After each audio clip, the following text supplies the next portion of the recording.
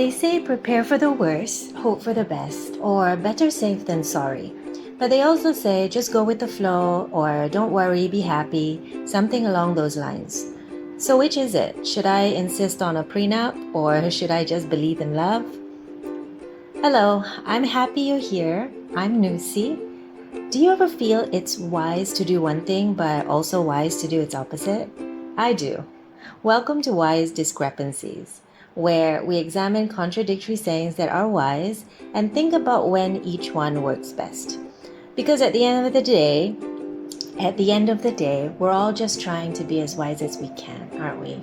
And sometimes wisdom doesn't come from choosing one truth, but from learning how to hold two or a few. This saying, prepare for the worst, hope for the best. It's practical, it's pragmatic. It tells us, don't be naive.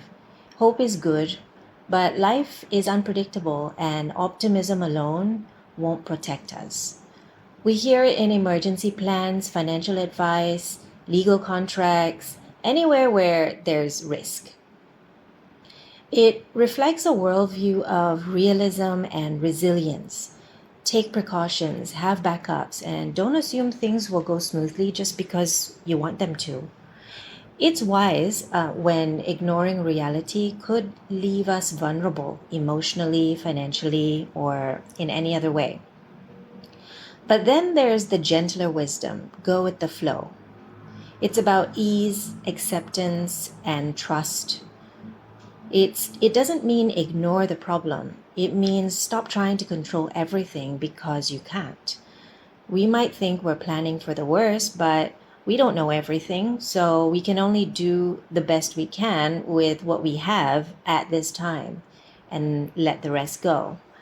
So this wisdom is the wisdom of surrender, of not constantly fighting with life and being on guard. It's for the moments when overthinking becomes a trap and effort turns into strain.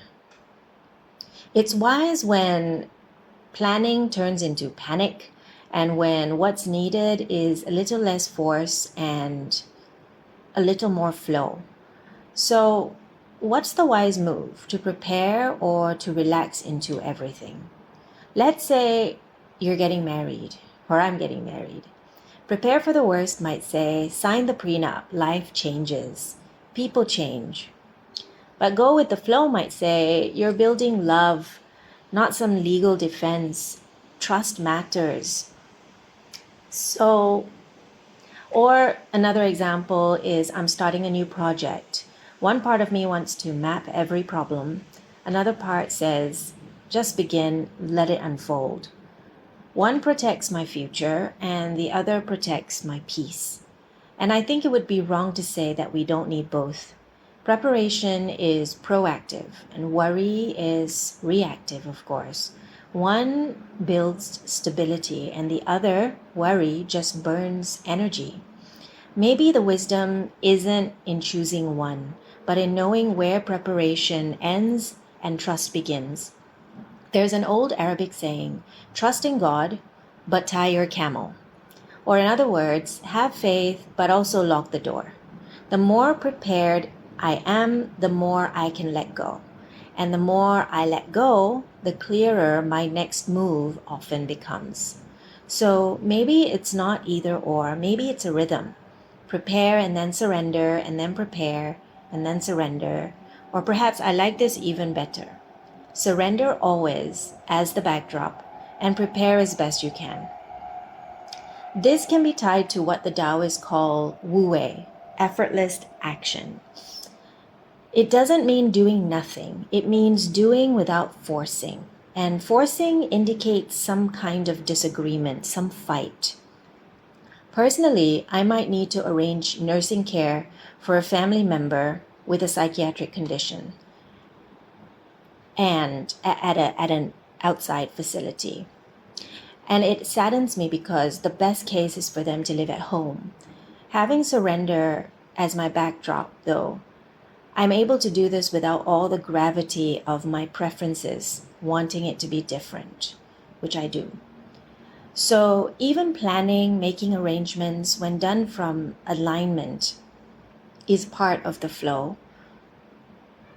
not against it. As the Tao Te Ching says, the sage does nothing, yet nothing is left undone.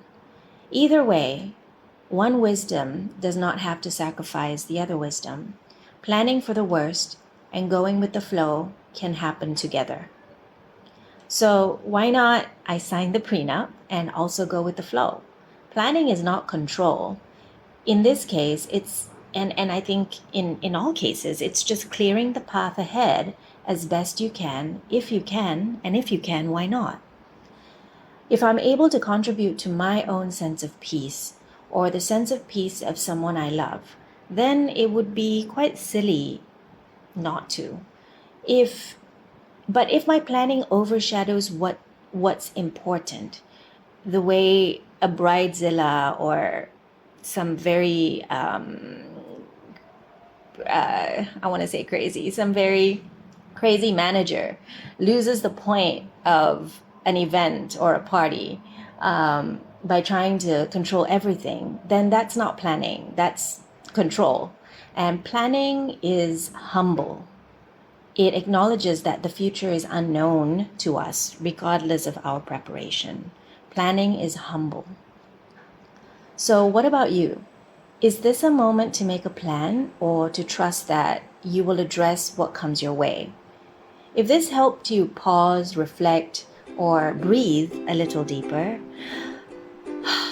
subscribe to Wise Discrepancies, because we're all trying to be as wise as we can, right? And sometimes wisdom doesn't come from finding one truth, but from learning how to hold two or a few. If there's a pair of contradictory sayings you'd like me to explore in a future episode, drop it in the comments. I'd love to hear what wisdom you're wrestling with. Thanks for listening. Until next time.